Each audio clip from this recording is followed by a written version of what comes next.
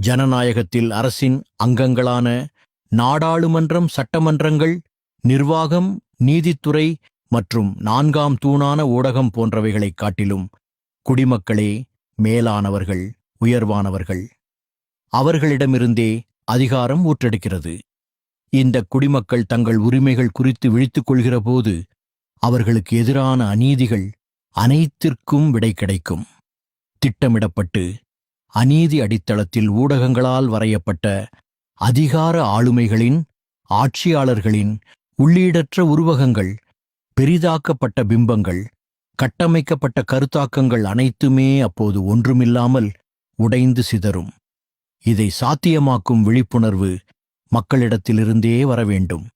இந்த விழிப்புணர்வு ஒன்றுதான் விடியலை கொடுக்கும். இந்த விழிப்புணர்வை சிந்திக்கத் தெரிந்த என் நாட்டு மக்களும் இளைஞர்களும் உருவாக்க வேண்டும்.